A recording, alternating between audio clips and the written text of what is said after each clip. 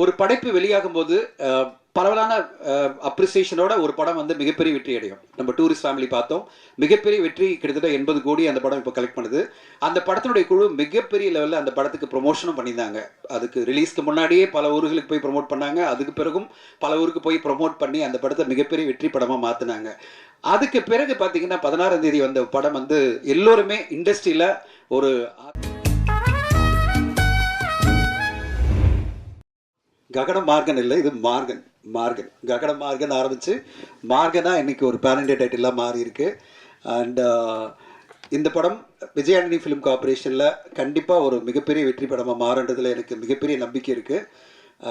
முதல் காரணம் என்னென்னா, இங்கே இண்டஸ்ட்ரியில் பல பேருக்கு தெரியாத ஒரு விஷயம். நான் வந்து அவருடைய ஃபைனான்ஷியல்ஸ் எல்லாம் எடுத்து பார்த்து தொட்டு நான் சொல்கிறேன். சீக்ரெட்டான பல விஷயங்களை எக்ஸ்போஸ் பண்ணிட்டார் என்கிட்ட. 100% சக்ஸஸ் ரேட் இருக்கிற ஒரு கம்பெனின்னு எடுத்திங்கன்னா இன்றைக்கி தமிழ் சினிமாவில் ஒரு முதன்மையான கம்பெனியாக நான் விஜய் ஆண்டனி ஃபிலிம் கார்பரேஷன் சொல்லுவேன். விஜய் ஆண்டனி ஃபிலிம் கார்பரேஷன் இன்னைக்கு வரையும் வணிக ரீதியில் ஒரு படம் கூட அவருக்கு தோல்வியே இல்லை. அப்படிப்பட்ட வெற்றி படங்களாக தொடர்ந்து கொடுத்துட்டு வர்றாரு. அவருடைய ப்ரொடக்ஷனில் வரும்போது மட்டும் அந்த படம் வணிக ரீதியில் மிகப்பெரிய வெற்றி அடைஞ்சிரும். இன்றைக்கி இந்த மார்கன் படம் எடுத்திங்கன்னா அதனுடைய டிஜிட்டல் ரைட் போயாச்சு, சேட்டலைட் ரைட் போயாச்சு, ஹிந்தி டப்பிங் நல்ல வேலைக்கு போயாச்சு, தியேட்டர்கள் ஒரு பெரிய இது போயிருக்கு, தெலுங்கு டப்பிங் போயிட்டுருக்கு. கம்ப்ளீட்டாக அவர் வந்து டேபிள்லேயே ஒரு பிரேக் ஈவன் ப்ராஃபிட்டில் வந்து உட்காந்துருக்காரு. இனிமேல் மக்கள் எப்படிப்பட்ட ஒரு தீர்ப்பு கொடுக்குறாங்களோ அதை வச்சு வெற்றி கிடைக்கும் இந்த படத்துக்கு. அப்படி அவருடைய ஒவ்வொரு படைப்புமே இதில் ஒரு முக்கியமான விஷயம் என்னென்னா, ஒரு தயாரிப்பாளர் வந்து நான் சொல்கிறேன், அவர் படத்தை போட்டு காமிச்சு அவர் அந்த படத்தை போட்டு போகும்போதே அந்த படம் முடியும் போதே அதனோட டீல் முடியும். நான் ஒரு டிஜிட்டல் டீலில் நான் உட்காந்து பேசும்போது படம் முடியும் போதே அவங்க சொன்னாங்க சூப்பராக இருக்குது இந்த படம். நானும் அப்போ தான் வந்து டிஜிட்டல் ரைட்ஸ் பார்க்கும்போது நானும் கூட பார்த்தேன். உண்மையிலே எனக்கு ரொம்ப பிரமிப்பாக இருந்தது. லியோ ஜான்பால் எங்கூட 2 படம் பயணிச்சிருக்காரு. அண்ட் ஒரு எடிட்டராக இன்றைக்கி இந்த படத்தை எழுதி இயக்கி நான் முதல்ல இவ்வளோ ஒரு சிறப்பான படைப்பாக நான் எதிர்பார்க்கவே இல்லை. லியோ உண்மையிலே நான் எதிர்பார்க்கல. நான் வந்து ஓகேவா இருக்கும் அப்படின்னு நினச்சி தான் வந்தேன். படம் பார்க்க ஆரம்பிச்சேன்னா இன்டர்வியூஷன்லேயே நான் சொன்னேன், சார் பிரேக் கூட வேணா, நம்ம உடனே போயிடலாம், இந்த படத்தை அவ்வளோ சூப்பராக இருக்குது அப்படின்னு சொன்ன உடனே சரி உடனே 10 மினிட்ஸ் எல்லாம் அரேஞ்ச் பண்ணியிருந்தாங்க. 10 மினிட்ஸ்லேயே உடனே செகண்ட் ஹாஃப் இது பண்ணி கம்ப்ளீட்டாக முடியும் போது ஒரு சோஷியலி ரெஸ்பான்சிபிள் த்ரில்லர். அதாவது நம்ம வந்து ஏதோ ஒரு த்ரில்லர் படம் பார்க்குற இது இல்லாமல் ஒரு சொசைட்டியில் தேவைப்படுற ஒரு கருத்தோட ஒரு மெசேஜோட, அதெல்லாம் நான் சொல்ல ஸ்பாய்லர் ஆகிடும், லியோ அடிப்பார் அப்புறம் என்ன. ஸோ இந்த சொசைட்டிக்கு தேவைப்படுற ஒரு நல்ல விஷயத்தோட சோஷியலி ரெஸ்பான்சிபிள் ஒரு த்ரில்லர் படமாக, த்ரில்லர் ஃபார்மெட்டில் இருக்கும், ஆனால் ஒரு சோஷியலி ரெஸ்பான்சிபிள் தீமை ரொம்ப அருமையாக இந்த டீம் கொடுத்துருக்காங்க.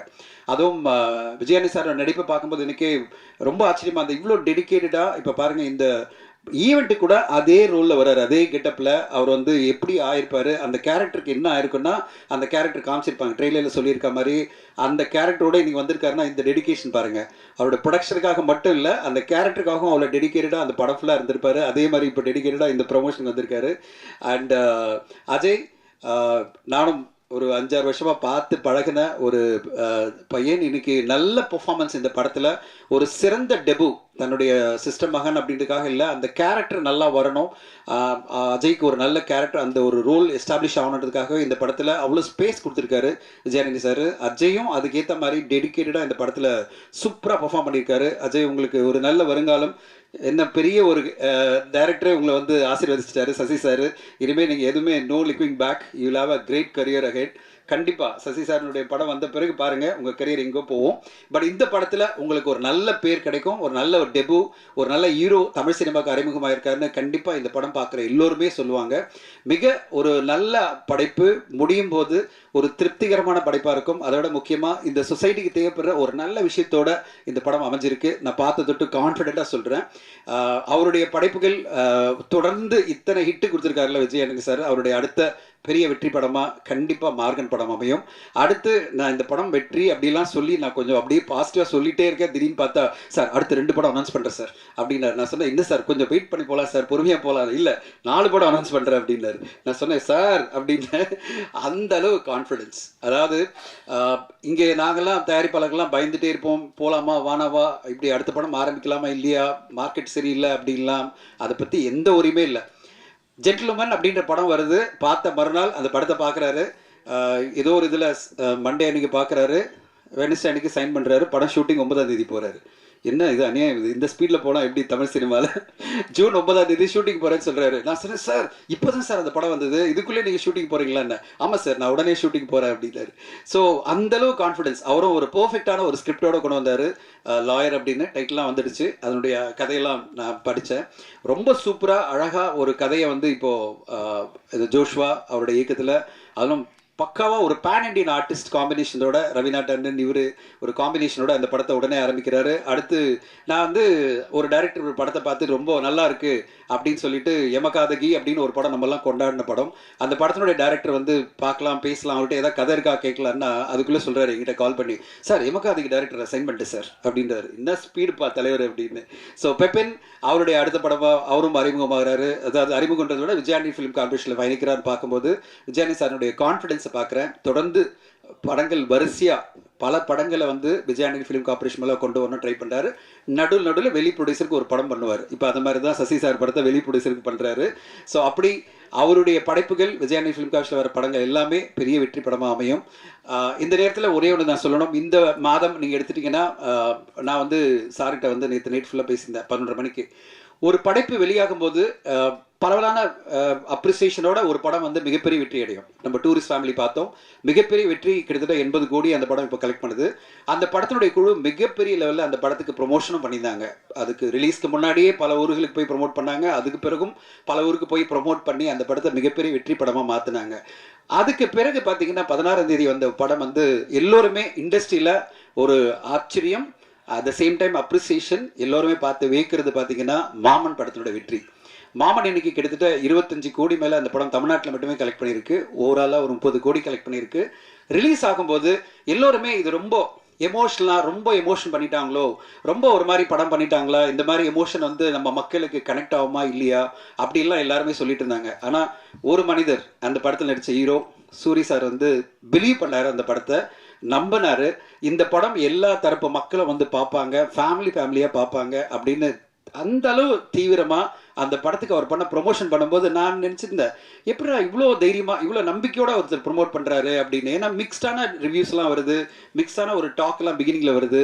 ஆனால் அதையெல்லாம் உடைச்சி ஒரு நல்ல தீவிரமான ப்ரொமோஷன், தீவிரமான உழைப்பு, ஊருக்கா போய் எல்லா மக்களையும் பார்த்து அவங்களோட பேசி பழகி எல்லார் மக்களும் பேச ஆரம்பிச்சிட்டாங்க. இந்த அளவு சூரி நம்பி இந்த படத்தை கொண்டு வராருன்னா அப்போ அந்த படத்தில் ஏதோ ஒரு சூப்பரான விஷயம் இருக்குது அப்படின்னு சொல்லிட்டு எல்லோருமே வந்து மாமன் படத்தை பார்த்து எந்த அளவு சர்ப்ரைஸ்னா, இந்த வீக்கெண்ட் பார்த்தீங்கன்னா நம்பர் 1 கலெக்ஷன் செகண்ட் வீக்கில் பார்த்தீங்கன்னா அது வந்து புதுசாக வந்த படங்கள் எதுவுமே இல்லை. அது மாமன் படம் தான் நம்பர் 1 கலெக்ஷனாக இந்த வீக்கெண்டில் இருக்குது. ட்ரேடே பார்த்து ஆச்சரியப்படுது, தமிழ் சினிமா ட்ரேடே பார்த்து.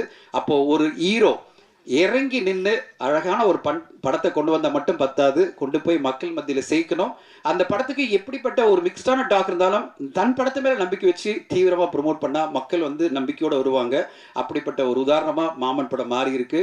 மாமன் படம் இன்னைக்கு ஒரு நல்ல வெற்றி படமாக மாறி இருக்குன்னா அதுக்கு சூரி சாருடைய வெற்றி தான், சூரி சாரோட உழைப்பு தான் காரணம். அவருக்கு வாழ்த்து சொல்லும்போது நான் நேற்று நைட் அவர்கிட்ட அதை தான் சொன்னேன், சார் மார்கன் படத்துக்கு நீங்கள் மிகப்பெரிய உழைப்பு கொடுக்கணும். ஏன்னா உங்களுக்கு தேவை மாபெரும் வெற்றி, இதே மாதிரி வெற்றி 30-40 கோடி நீங்கள் கிராஸ் தமிழ்நாட்டில் கலெக்ட் பண்ணணும்னு சொல்லும்போது, சரி சார் எத்தனை நாள் நான் எந்த ஊருக்கெல்லாம் போனோம் சொல்லுங்கள் சார், சஜஸ்ட் பண்ணுங்கள் சார், ஐடியா கொடுங்க, நான் போகிறேன்னு சொல்லிட்டு மிகப்பெரிய ப்ரொமோஷன் பிளான்லாம் பண்ணிவிட்டு இந்த படத்தை வந்து மக்கள் மத்தியில் கொண்டு செல்லணும்னு அவர் ட்ரை பண்ணுறாரு.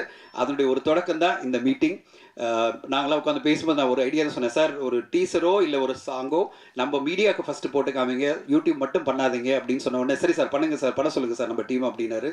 ஸோ இன்றைக்கி அதனால தான் உங்கள் முன்னாடி இந்த மீட்டிங் நடக்குது. ஸோ இந்த படம் எல்லா மக்களும் போய் சேரணும், எல்லா மக்களும் வந்து கண்டிப்பாக போய் சேரணும். ஊடக நண்பர்களுடைய துணை தேவைப்படுது. கண்டிப்பாக இந்த ட்ரெயிலர் உங்களுக்கு பிடிச்சிக்கும் நம்புகிறேன். அந்த படத்தை கொண்டு போய் சேர்க்கறது உங்களுடைய கையில் இருக்குது. அண்ட் கண்டிப்பாக மார்கன் படம் எல்லா ரசிகர்களுக்கும் எல்லா ஊடகங்களுக்கும் இந்த படம் வெளிவரும்போது பிடிக்கும். அப்படிப்பட்ட ஒரு சிறப்பான படைப்பை இந்த டீம் கொடுத்துருக்காங்க. இந்த படத்தில் பிரிகிடா ஒரு போலீஸ் ஆஃபீஸரை வந்து ரொம்ப சூப்பராக நடிச்சிருக்காங்க. நானே ஆச்சரியப்பட்ட பார்க்கும்போது என்னடா போலீஸ் ஆஃபீஸர் வராங்கன்னு, ஆனால் கன்வின்சிங்கான ஒரு ரோல். அது பிறகு ஹோல் டீம் இந்த படத்தில் பணியாற்றின எல்லோருமே சூப்பராக பண்ணியிருக்காங்க. பேரெல்லாம் நம்மளுக்கு அந்த அளவு லிஸ்ட்டு ஞாபகம் இல்லை. பட் ஆனால் கண்டிப்பாக ஒரு நல்ல படத்தை பார்த்த திருப்தி இங்கே இருக்கிற எல்லோருக்குமே கிடைக்கும் படம் நீங்களாம் பார்க்கும்போது. அண்ட் இந்த என்டையர் குழுவுக்கு வாழ்த்துக்கள். லியோ உங்களுக்கு ஒரு நல்ல டெபு கிடச்சிருக்கு. ஆனால் எடிட்டிங் விட்டுறாதீங்க, உங்கள் எடிட்டிங் தான் தமிழ் சினிமாவுக்கு பெரிய லெவலில் நிறைய படங்கள் நீங்கள் எடிட் பண்ணி கொடுத்துருக்கீங்க. அட் த சேம் டைம் உங்களுடைய படைப்புகள் அடுத்தடுத்த கட்டம் டைரக்டராக வந்து பெரிய வெற்றி அடைய நான் வாழ்த்துறேன். விஜயானி சாருக்கு மீண்டும் ஒரு முறை என்னுடைய மனமார்ந்த வாழ்த்துக்கள். நன்றி, வணக்கம், தேங்க்யூ.